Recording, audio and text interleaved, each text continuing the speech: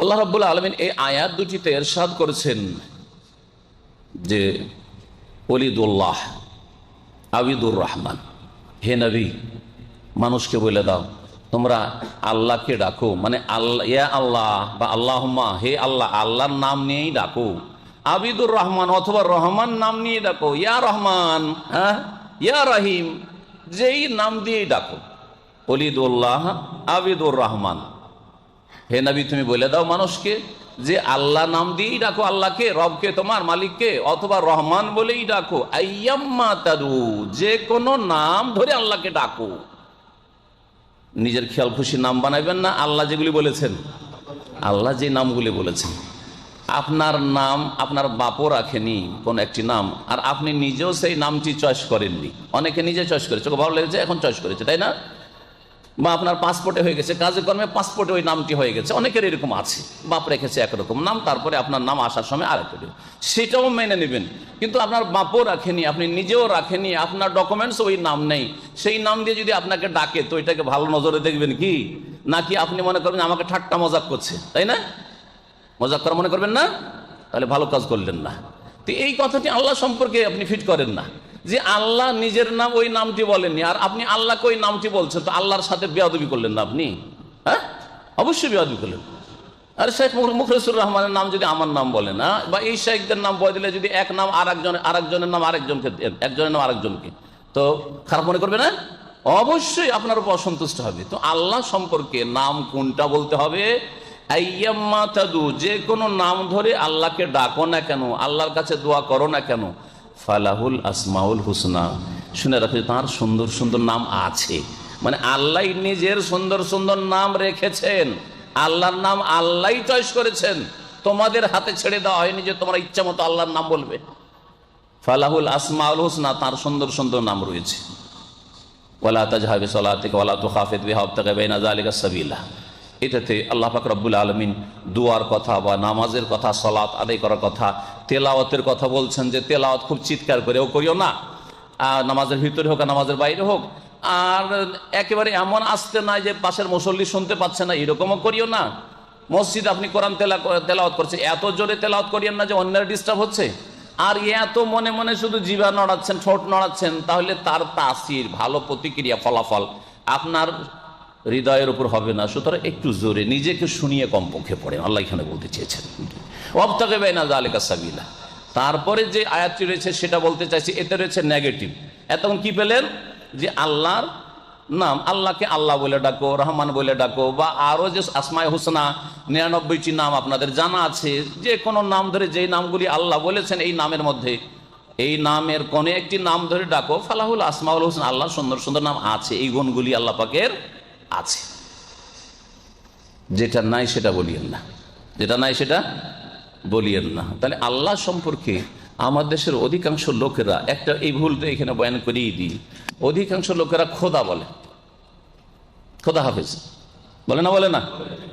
আপনি কি কোনোদিন চিন্তা করেছেন যে আমি আল্লাহ হাফেজ জীবনে বললাম না, খোদা হাফেজ, ভাই খোদা হাফেজ, হ্যাঁ, খোদা ভালো করে আপনার, হ্যাঁ।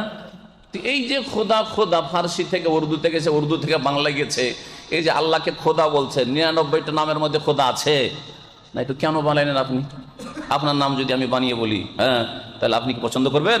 কখনো পছন্দ করবেন না। যেই নামগুলি সুন্দর সুন্দর আল্লাহর আছে কোরআনে কারীম অথবা রাসূলের হাদিস, ওই নামগুলি বলতে কষ্ট কিসের?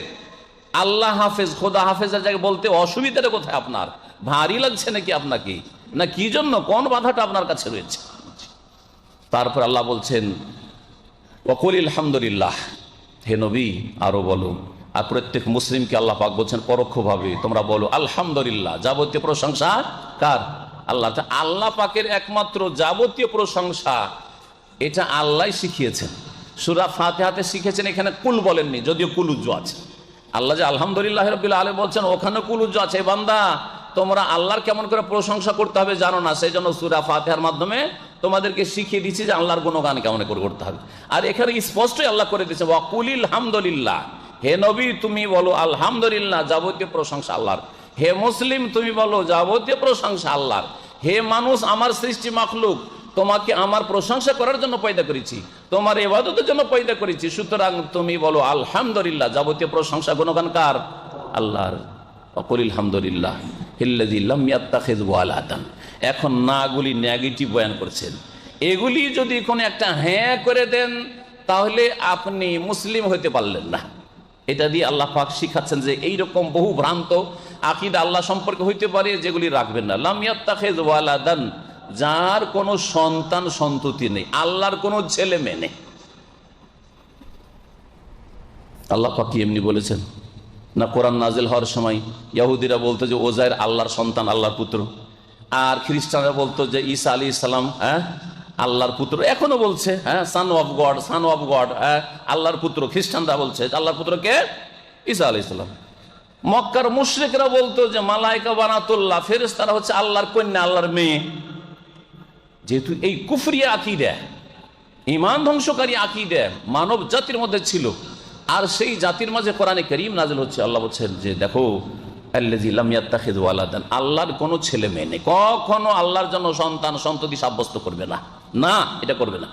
তাহলে ভুল আকীদা রাখবে না, আল্লাহ বলে ডাকো, রহমান বলে ডাকো, সহি আকীদা রাখো। আর ভুল আকীদা রাখিও না, লাম ইয়াত্তাখিয ওয়ালাদান ওয়ালাম ইয়াকুল লাহু শারীকুন ফিল মুলকি, আর আল্লাহর রাজত্বে, সার্বভৌমত্বে, মালিকানাতে কোনো অংশীদার নেই।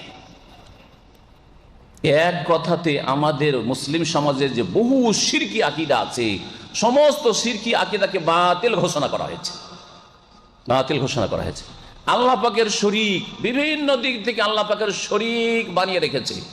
কেউ নবীকে আল্লাহর শরীক বানিয়ে রেখেছে, কেউ গৌস কুতুবকে আল্লাহর শরীক বানিয়ে রেখেছে, কেউ ওলি আউলিয়া পীর বুজুর্গকে আল্লাহর শরীক বানিয়ে রেখেছে, ইত্যাদি ইত্যাদি।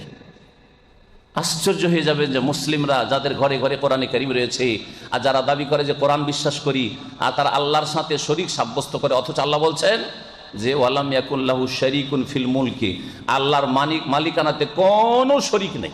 কোনো আপনার শরীক আছে, কেউ না থাকে, আপনার স্ত্রী আছে আপনার শরীক, যে আপনার ছেলে মেয়ে আপনার শরীক, পরিবারে যারা সদস্য তারা শরীক, আপনার ভাইয়েরা থাকে তারা আপনার বাপের জমি জায়গায় শরীক, প্রত্যেকের শরীক আছে।